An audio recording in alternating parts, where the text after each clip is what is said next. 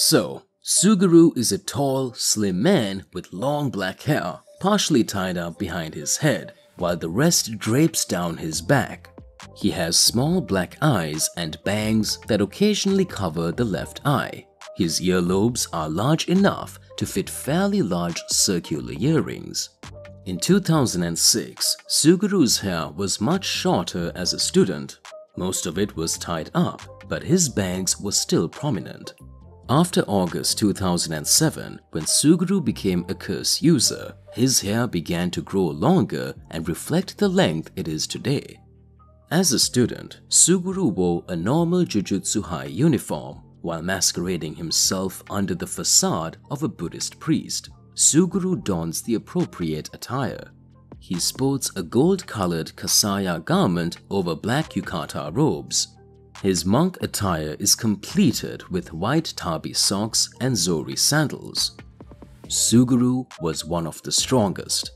So Suguru Geto was one of just 4 special grade sorcerers and was deemed the worst of all curse users due to the level of danger he presented to humanity.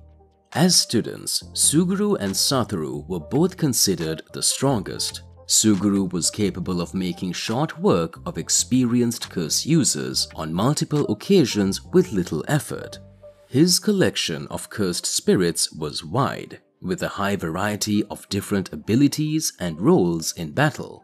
Suguru was not overly dependent on his curses and was a highly capable close-quarters fighter as well. Later, during his time as a curse user, Suguru used his religious group as a trap to collect thousands of cursed spirits. Over the course of a decade, Suguru became a bigger threat to humanity than any curse at the time.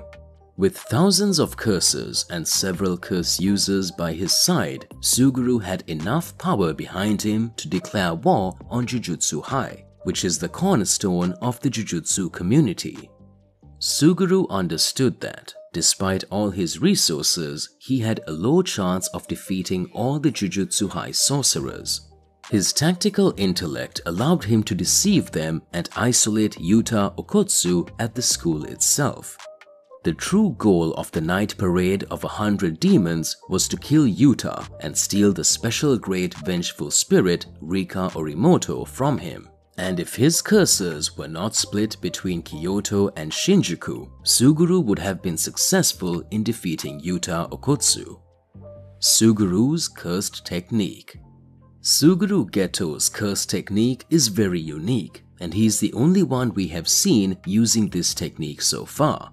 As the name suggests, his cursed spirit manipulation is a technique where he can completely control cursed spirits that he was able to conquer in battle. Rather than exorcise a cursed spirit, he can absorb it into a small black sphere. Then, orally consuming this orb of the curse's remains gives Suguru complete dominance over the vagabond curse, allowing them to summon it at any time in the future. If the difference in grade of the curse is 2 levels or more, he can absorb a cursed spirit with practically no conditions attached. He can even extract the curse technique of the semi-grade 1 and above cursed spirits they absorb, which provides them with an immense arsenal of potential different moves. However, the quality of the cursed spirit's technique ceases to grow the moment they are absorbed. He can create portals of various sizes from his body and summon any number of curses from them at the same time. And due to the nature of consuming curses, Suguru Geto's cursed energy also feels different than that of a normal Jujutsu sorcerer. There doesn't appear to be any limit on the number of curses that can be absorbed, and it is also unknown what happens to the cursed spirits consumed by the user after the user dies. Kenjaku takes over. So after his final fight with Yuta Okkotsu, Suguru Geto was heavily injured, and later Geto was killed by Gojo. After this, Gojo chooses not to have Geto's body taken in by Jujutsu High. This allows Kenjaku to find his body, and he transfers his brain into Geto's corpse, reanimating it and granting him access to his curse technique.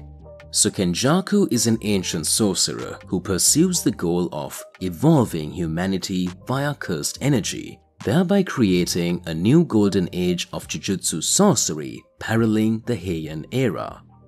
Using his curse technique that allows him to transplant his brain into different bodies to possess them, he has inhabited different people throughout the centuries and assumed different identities.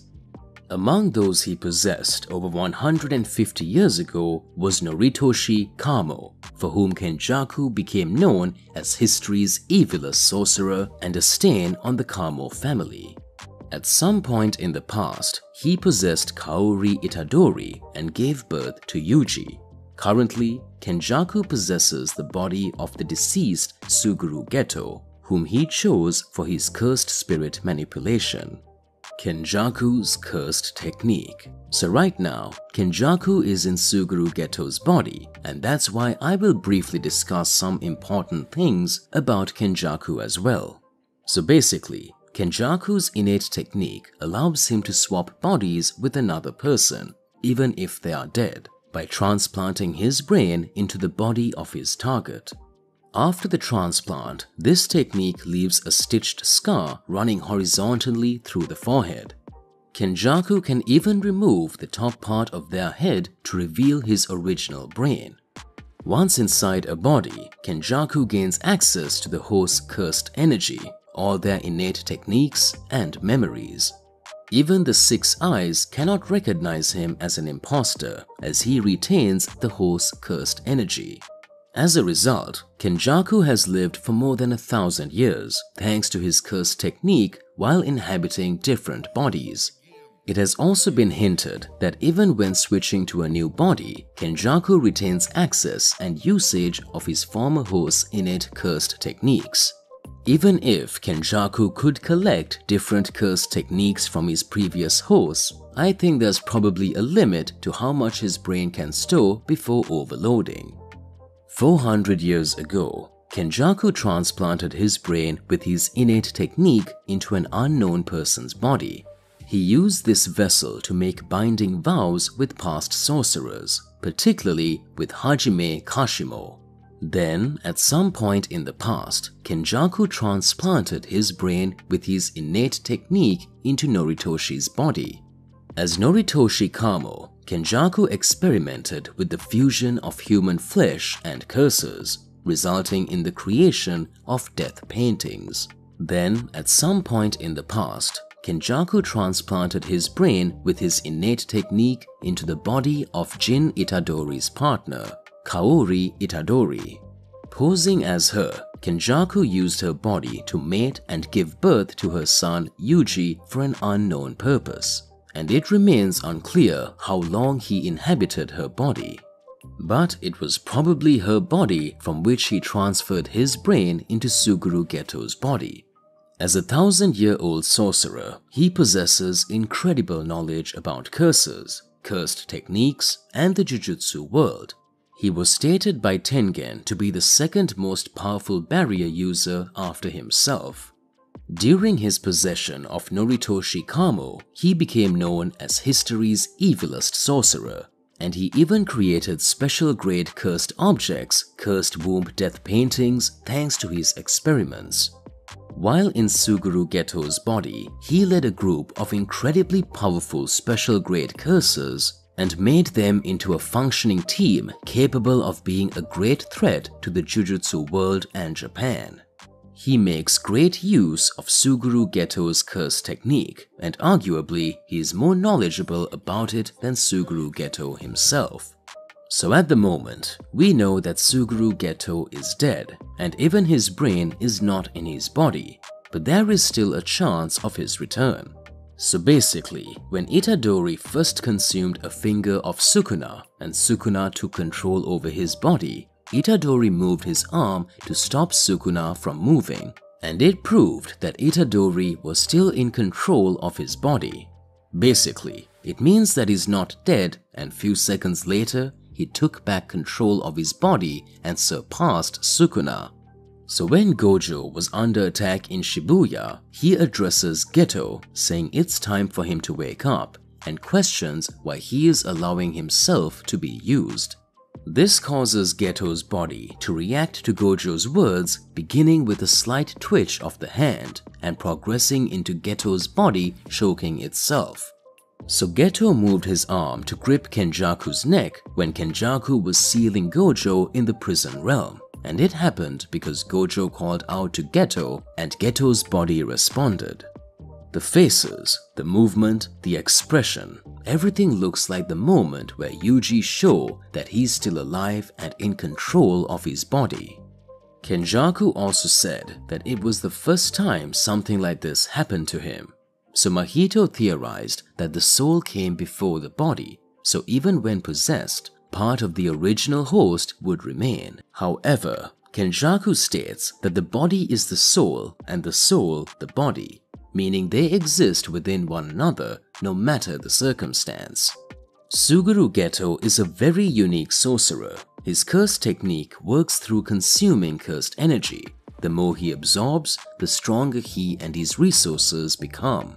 It's possible he could do something similar with the curse inhabiting his body by feeding on the cursed energy to maintain strength.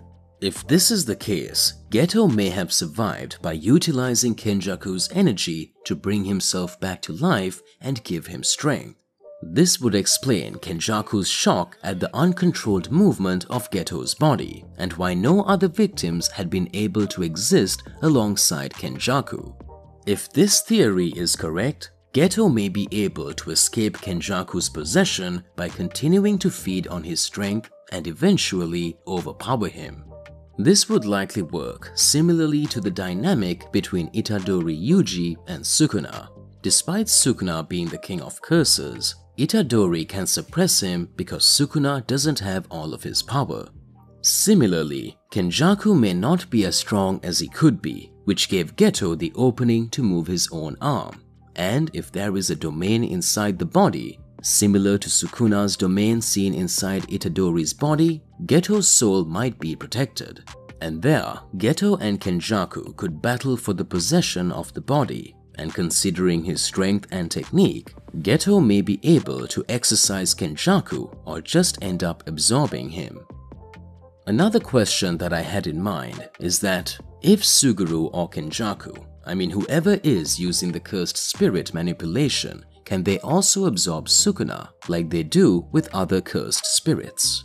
Suguru had tried to absorb Rika, and later, Kenjaku successfully absorbed many strong cursed spirits like Mahito, so it means his body is able to handle extreme strong cursed spirits. But when I did some searches about it, I realized that even though they are both extremely strong, Sukuna and Rika's cases are actually different. So Rika turned into a special grade cursed spirit after her death, and when she was alive, she wasn't a sorcerer or in any way related to Jujutsu. The reason for her transformation into a cursed spirit was Yuta, who unintentionally cursed Rika. So Rika turned into a cursed spirit because of Yuta, and that is why Suguru could have absorbed her if he had managed to kill Yuta Okotsu. But on the other hand, Sukuna was an actual sorcerer in the Heian era. He wasn't a normal sorcerer because he had a huge body with 4 arms and 2 faces. But still, he was a Jujutsu sorcerer and was probably the most fearsome sorcerer of that era. Sukuna didn't transform into an actual cursed spirit after his death because he had transformed his body into cursed objects, and after turning himself into cursed objects, he can revive himself in the future and regain his full power back without the fear of death.